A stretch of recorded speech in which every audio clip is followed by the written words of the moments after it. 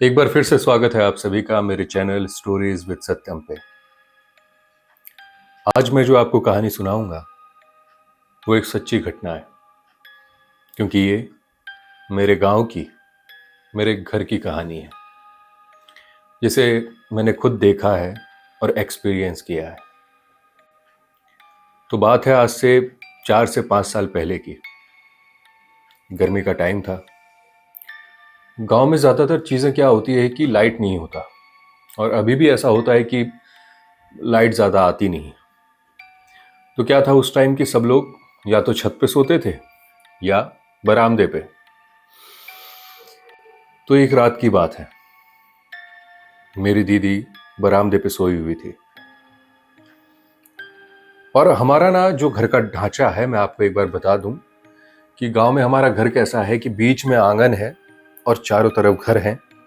और हमारा जो घर है वो 2 फ्लोर का है, मतलब नीचे भी बरामदा है, साइड में घर है, उसके ऊपर भी बरामदा है और साइड में घर है, उसके ऊपर छत है। तो बज रहे होंगे करीब 1 या 2। मेरी दीदी सोई हुई थी, उसे वॉशरूम जाना था। एक वॉशरूम मेरा छत के ऊपर है और एक वॉशरूम आंगन से नीचे होते हुए बाहर की तरफ है। गांव में अक्सर ऐसा ही होता है। तो उस रात क्या हुआ, दीदी वॉशरूम के लिए उठी और छत पे गई। छत से जब नीचे उतर रही थी, जब वो सीढ़ियों पे चल रही थी, जो उसकी चप्पलों की आवाज हुई ना, आवाज हुई तो उसने, उसका ध्यान ना वो आंगन की तरफ गया। उसने कुछ हलचल देखा आंगन की तरफ। तो उसने देखा कि कुछ वाइट कलर का चीज, इंसान लग रहा था वो एकदम तेजी से झटकते हुए, जैसे भाग रहा हो, झटकते हुए, दौड़ नहीं रहा था, झटकते हुए तेजी से चलते हुए आंगन के कोने में जाते हुए, एक सांकरी सी गली है, उसके बाद हमारा एक कुआं आता है। कुएं पे फिर एक गेट लगा हुआ है और उधर फिर जंगल ही जंगल। जब दीदी नीचे उतर रही थी सीढ़ियों से, उसकी चप्पल की आवाज हुई तो उसका ध्यान आंगन में गया। कुछ हलचल हुई थी। तो जब वो उधर से, उसने क्या देखा कि आंगन में कोई एक चीज ऐसे करके गई और एकदम तेजी से गई। वो देख के एकदम डर गई, मतलब ये क्या था, उसे कुछ समझ नहीं आ रहा था। लेकिन उसे एक समय के लिए ऐसा लग गया था कुछ तो गड़बड़ है। वो कांप उठी। उसी समय रात के 1-1:30 बज रहे होंगे, वो मम्मी के पास गई। मम्मी अंदर के कमरे में सोई हुई थी। मम्मी के पास गई, उसने कहा, मम्मी देखो ना, मैंने किसी को चलते हुए देखा आंगन में, वाइट कलर का उसने कुछ पहना हुआ था। तो मम्मी तो पहले समझी ही नहीं कि ये क्या कह रही है। उसने कहा, अरे मैं ऊपर वॉशरूम गई थी, नीचे उतर रही थी, तो मैंने किसी को भागते हुए देखा आंगन में। अब रात के 1:30-2 बज रहे हैं, अभी कौन आ सकता है। तो मम्मी भी थोड़ी डर गई कि आखिर ये क्या था। तो मम्मी मेरी चाचा के पास गई और उन्होंने नॉक किया। चाचा ने दरवाजा खोला तो मम्मी ने सारी बातें बताई कि मेरी बड़ी बहन ने आंगन में किसी को चलते हुए देखा। तो चाचा ने विश्वास नहीं किया।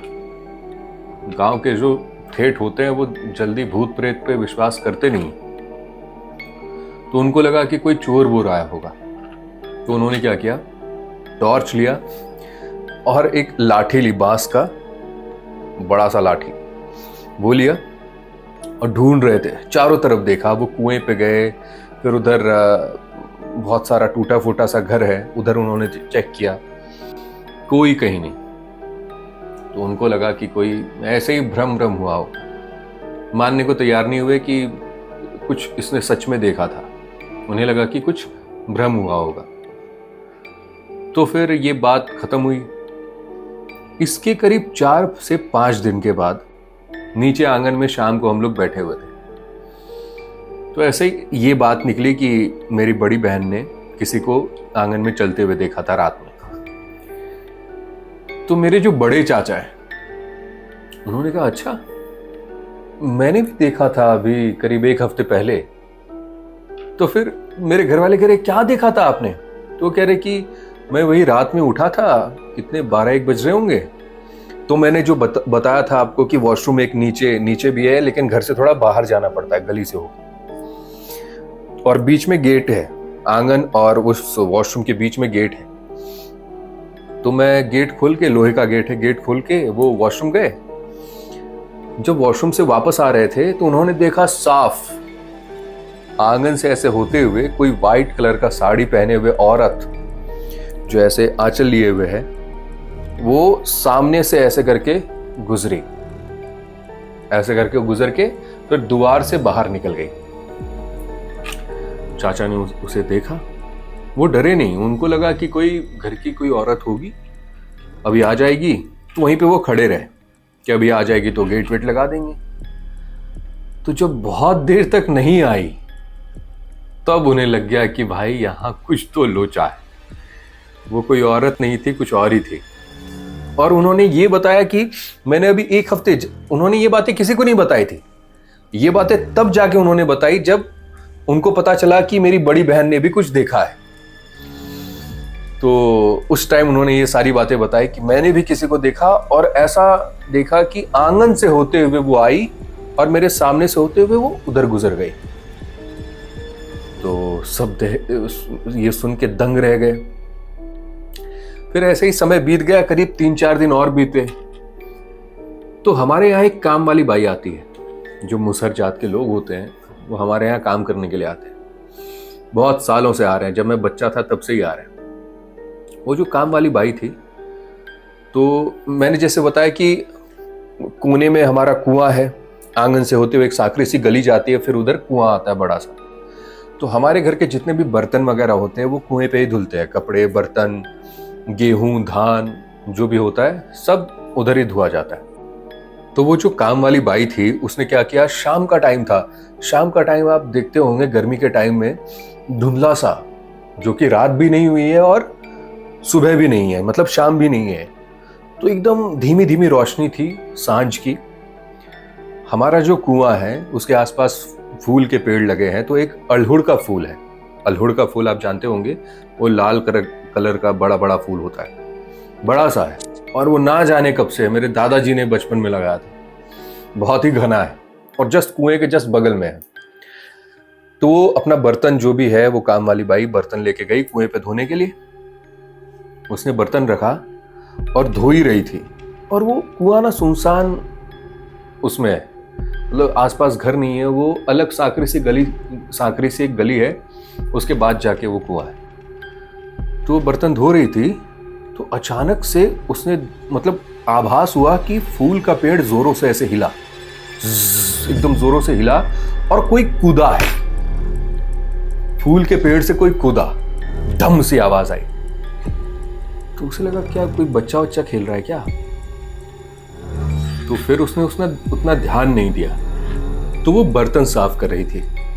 साफ जब कर रही थी तो पीछे से, उसी पेड़ से किसी के हंसने की आवाज आई, ऐसे।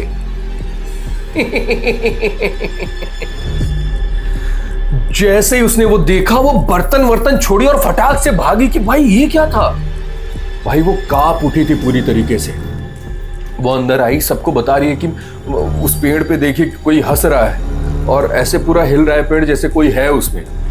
तो उस दिन तो वो जो मेरी काम वाली बाई थी वो बच गई। लेकिन कुछ तो था जो मेरे घर में उस समय अजीब था, बहुत ही डरावना।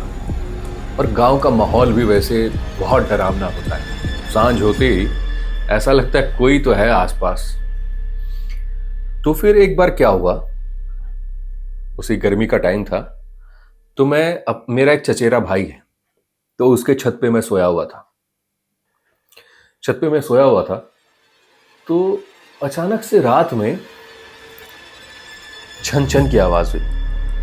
जैसे मैं ऐसे सोया हुआ हूं इस तरह करके, जैसे कोई लग रहा है कि उसी छत पे कोई चल रहा है और उसने पायल पहन रखी है।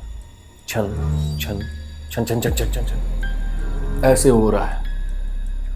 मेरी रूह कांप उठी थी उस समय, और वो आवाजें लगातार आ रही थी और साफ पता चल रहा था कि हम दोनों के अलावा उस छत पे कोई तीसरा भी है जो चल रहा है आगे पीछे, लेकिन मेरी हिम्मत नहीं हो पा रही थी।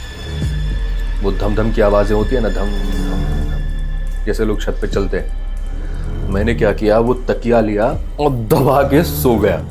मैंने तो उस रात से छत पे सोना ही बंद कर दिया। फिर धीरे धीरे समय बीतता गया और मेरे दादाजी जो खुद भूत वगैरह झाड़ते हैं, जैसे गांव में किसी के भी सर पे या किसी के शरीर में भूत आता है तो मेरे दादाजी को बुलाया जाता है, चाहे कितनी भी रात हो।